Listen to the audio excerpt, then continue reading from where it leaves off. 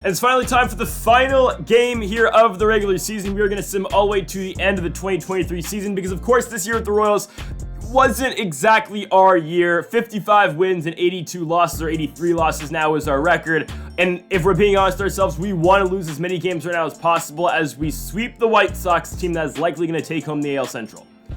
I don't know entirely what that entails, but I mean, we're not trying to win baseball games right now. Of course, okay, thankfully, we're going to drop those first two against the Sox. We're going to get swept that second time around against them. However, what exactly you don't want to happen is a Bobby Witt Jr. injury. That's horrible. You don't want this. 1 to 2 months out with a broken forearm. Oh my goodness, that's bad. That's really bad. I mean, again, it's not the end of the world. He's going to be back by next season, but that puts him out for the rest of the year, and it's just part of his offseason. He's going to have to be rehabbing, and it just stunts his development just a little bit. But luckily for us, we can't win a game since Bobby Witt's injury. Now, I don't want 100 losses. I think that would really suck. I think 99 is good because, you don't lose 100 games. You still suck. You still get a good draft pick, but you didn't. You're not with the Oakland Athletics and the Washington Nationals losing 100 games. So hopefully we can stay out of that, and we will, because the max games we can lose 98. Hey, I'll take it. We're taking on the New York Yankees, who will be the third wild card in the American League. They've already clinched the playoff spot, and Jacob deGrom basically has already secured himself both the Cy Young and the MVP in the American League. But we're going to be taking on the New York Yankees in a game that is really, really meaningless for New York. And in all fairness, I think it's pretty meaningless for us. However, I think if we lose this game, and it sucks to say this, but I think if we lose this game, we're going to have the fourth best odds in the draft lottery. And if we win, we're going to have the fifth best odds. Now, the way the draft lottery works, and I believe it's an MLB The Show this year, I hope it is that I think the top three get the best odds, and then 4, 5, 6, then it goes from there. So again, it'll just help our odds though if we do have the fifth or the fourth worst record in the MLB, because the first worst record, my goodness, is the Oakland A's, then the Washington Nationals, and then the Detroit Tigers. So we're not going to get last place in our own division as well. But folks, if you haven't yet though, make sure that subscribe button down below for more Kansas City Royals franchise mode here on MLB The Show 23. Tomorrow we will have the off season with this Royals squad. You're not going to want to miss that video coming out tomorrow. Shane Baz has struggled as a Royal. I mean, he came up here halfway through the year. Of course, he was playing for the Durham Bulls, the AAA squad of the Tampa Bay Rays. I mean, the man is pitching with like a 6.87 ERA. It's not good. Isaiah Kiner for Leffa going to come up here to lead off this game and hit a single. We're going to talk about this future of this entire Royals team in just a few moments. Right there, we're going to pick up the out at first base. So Baz has got him on second with one out for Aaron Judge, batting .322 in the year, but he's got to strike out Aaron Judge on the slider away. 2 gone now in the inning for Giancarlo Stanton on the 3-2 pitch. Stanton swinging and a miss over the top of the Baz slider as we go to the bottom of the first. Here comes Garrett Cole. Surprised he's pitching this game with the Yankees wildcard game coming up, or wildcard 3-game series. ERA of 3 in the regular season, 32 starts, 11-12 record. Luis Garcia is going to be leading off, of course, with the Bobby Witt Jr. injury. There is going to be a groundout, though. Garcia to first. Play is made by Anthony Rizzo, and here's your Royals lineup for tonight. It goes Garcia, Olivares, Pasquantino, Perez, Melendez, Lewis, Steen, Downs, and Nate Eden. Of course, Jeter Downs playing because of the injury of Bobby Witt Jr. There's Edward Olivares, though, with the base knock up the middle. Of course, Jeter Downs, by the way, came in that Luis Garcia trade with the Washington Nationals. Vinny Pasquantino going to walk. Cutter in by Garrett Cole is going to miss. So first and second, one out for Salvi Perez. And the 1-2 pitch, Perez, though,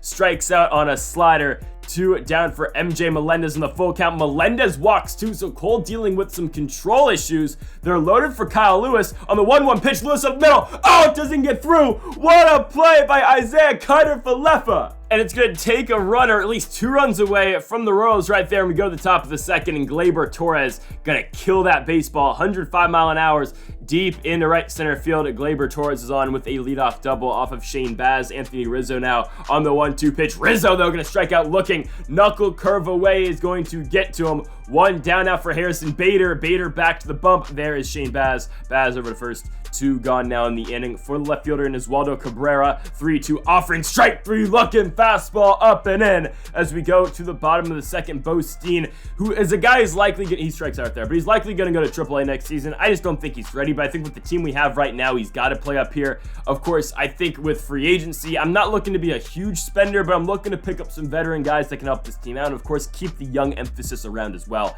as we go 1, 2, 3 in the bottom of the second. And that's really my vision for this team going into next season. Like a guy like Shane Baz, as bad as he was this year, we're likely gonna have to keep him around in the starting rotation. We're likely gonna, Brady Singer, of course, is going to be the ace. And other than that, like, is anyone's job really safe? Like, even a guy like German Marquez, do we really want Marquez back next season? I don't know. We'll see.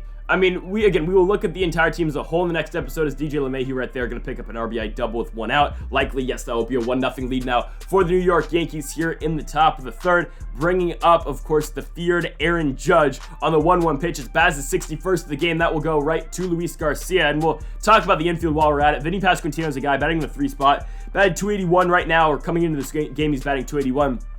It's a guy we got to keep around. As Baz is going to deal with him at the corners, Gleyber Torres got everything going for the Yankees tonight. And another ball hit deep in right field. That ball gets down. Gleyber Torres puts the Yankees up 2-0. Here comes Giancarlo Stanton to the plate. The throw from Luis Garcia offline. Oh, but Salvi makes the tag. So the Yankees only get 2 in the top of the third. As we go to the bottom half of the inning, Luis Garcia going to kick things off. Oh, that ball's belted. Deep right field over the head of Aaron Judge. Luis Garcia, the all-star in the National League this season, is on with a leadoff double for Kansas City. Can Edward Olivares move him over? Yes, he can. Ball's in the left field with no outs. Oh, we send the runner Oswaldo Cabrera to the plate. Oh, my goodness, they get Garcia. Oh, man. I mean, we went aggressive base running. We don't get it. Pasquantino up in the 2-2 count. Strike 3 fastball right down the middle. Oh my goodness. And I was praising that man, and I likely will continue to as Salvador Perez is going to strike out. We get nothing in the third inning.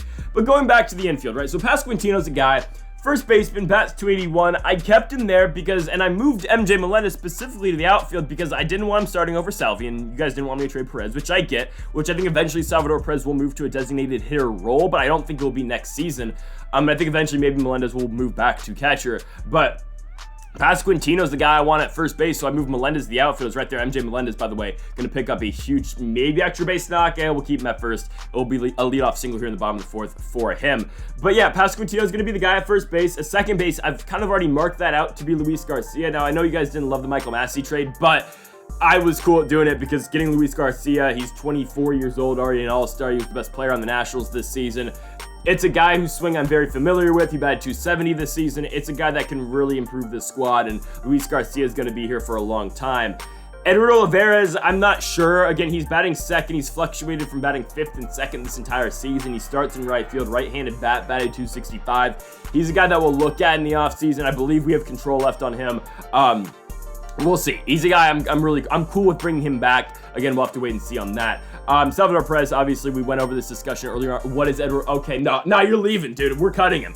What is Edward Olivares doing in right field? Ball goes right off his glove. Oh, my goodness. That's bad for high school baseball. And now the Yankees have got him on second and third for Aaron Judge. Oh, is Olivares going to catch this one? I don't know. He's going to, but it's still going to cost us a run. It will be a sacrifice fly for Aaron Judge. 3-0 is now our score here in the top of the 5th inning. And let's see if Giancarlo Stanton can add on the 2-1 pitch. He can. Stanton shoots one in the right field. That ball will get through. Giancarlo will make this a 4-0 game. Gleyber Torres now on the 1-2 pitch. He hits one on the ground past Jeter Downs. That's going to have to do it for Shane Baz. He's not even going to get through 5 innings. We're going to have to bring in the bullpen, and in comes Aroldis Chapman, who, I mean, we'll talk about the bullpen in a second, the major guys in this bullpen, but Chapman in this situation only needs 1 out against his former team, and he's not going to get it right there. Rizzo goes lefty-lefty. They are going to hold Giancarlo Stanton after what happened last time at the plate, so they're loaded for, of course, Oswaldo Cabrera. On the 1-2, Cabrera hits one and back to the mound. Aroldis Chapman going to come off it, turn, and make the play to Vinny Pasquantino. So back to our infield. I feel like Garcia's a good spot. I feel like Pasquantino's a good spot. At shortstop, I'm cool with Bobby Witt Jr. Obviously, we already marked him as the face of the franchise. He is going to stay there. And at third base, that's where it gets a little bit interesting. You got a guy like Nate Eden over there. You got potentially a Jeter Downs playing third base. We'll have to evaluate that position, but that's definitely a position I would like to look at in free agency. Maybe get a veteran guy to play the hot corner. I wouldn't be against that at all. And then we look at the outfield. I'll be honest with you, I like Kyle Lewis in center field. I really do. I like MJ Melendez in left field. I think in right field, though, that's where maybe we can get some value out of Edward Olivares. Of course, this can all change as we actually get to the offseason and say you see a guy in center field that I really like in free agency who doesn't have any deals. And hell, I mean, am I going to take a guy like, I mean, I can't even think of one off the top of my head, but am I going to take, it's not going to happen. But say, am I going to take a guy like Brandon Marsh? Of course, Marsh is not going to be in free agency. But do I take a guy like Brandon Marsh or do I take Kyle Lewis? Well, I'll take a guy like Brandon Marsh out there, right? I'm just saying. Of course, you want more of a veteran guy out there as, oh my goodness, MJ Melendez, who is the left fielder of the future. Maybe go back to catcher, puts a ride into one. That ball's up and it's out of here. MJ Melendez makes this a 3-run game. 5-2 now our score. It's his 25th of the season, 403 feet off the bat of MJ Melendez. What a very solid season he has put together, and that's going to chase Garrett Cole out this ball game. The Yankees are going to bring in Clark Schmidt. ERA of 3.53 this season. Schmidt has done very well, over 153 innings for the Bronx Bombers. So yeah, again, if everything goes to plan, we can't really find a center fielder I like, I'll keep Kyle Lewis. But if we find a center fielder I really like, I'm cool at moving on from Lewis. I'm cool at moving on from Oliveras. I think I want to keep, obviously, no doubt about it, I'm going to keep MJ Melendez. Bo Steen's a guy that I would like to see in AAA for a season, or at least for half the season. I just want to see him develop down there. Again, this is a guy that we signed. I don't know what the deal with him is. Obviously, he's an auto-generated guy. There's going to be no play turn. I think Jordan Hicks in the game. Oh my goodness, what a turn. Luis Garcia flipping that one over to first base, to Vinny Pasquantino. But again, Bo Steen obviously is an auto-generated guy who's not real, who they just threw in the free agency pool, and obviously I took him. Now, again, we can make up a scenario all we want. We can say this guy came from AAA, or sorry, not from AAA, he came from college, he didn't get drafted, and he's just in free agency. Obviously, though, he would not start in the major leagues, but we did that. It's unheard of. So we're going to send him down to AAA next season. And we'll see where we can go from there. Obviously, the pitching, we've got 2 prospects in AAA, or 1 in AAA, 1 in AA, that are very solid in terms of starting pitching. Both B potentials, both very young. I think one's 18, one's 20 or 19. We'll look at that, of course, in the offseason as well. I'm sorry, I'm not as familiar with the Royals farm system as I was with the Nationals last season. As what a relay throw right there. Getting Harrison Bader at third base will be the second out of the top of the 8th inning. Cabrera up on the 3-2. That'll be the third out. Swing and a miss on the circle change away. The Royals have got 6 outs to go win this game, but in all fairness, do we really want to win this game? I kind of want the 4th pick. I'm just saying.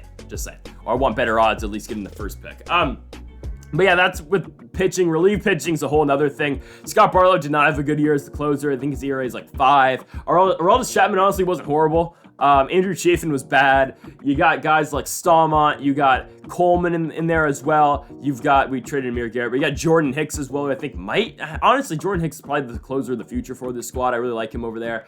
And again, this will all be looked at in tomorrow's offseason video, but we're down to our final out of the 2023 season, and Jeter Downs is going to make it right there. Michael King comes out for the save, and he is going to execute. That pop out will be caught at short by Oswaldo Cabrera, and that'll do it. The New York Yankees are going to win on the road by a score of 5-2 here in Kansas City. Again, we're finally losing the ball game. We are going to look to next season, and we are going to move to the offseason in tomorrow's episode, folks. You're not going to want to miss it. I'll do a live comp for the entire thing, face cam and everything. We'll be on for the offseason tomorrow. Should be a good one. The Yankees win by a score of 5-2. They have 11 hits. The Royals had 5. Garrett Cole with the win, Shane Baz with the loss, Michael King with the save. The Yankees will finish the regular season at 89-73. And as for the Kansas City Royals, no 100 loss season. We'll take it. 64-98 for your Kansas City Royals. I guarantee you it will be a lot better next season, where we hope to make the playoffs. So folks, thank y'all for watching episode number 9 of the Kansas City Royals franchise mode here on MLB The Show 23, and the finale for the 2023 season. 2024 is coming up tomorrow night. So folks, thank y'all for watching. Make sure that subscribe button down below for more. Make sure to like if you are enjoying the Royals series as well. Thank y'all for watching,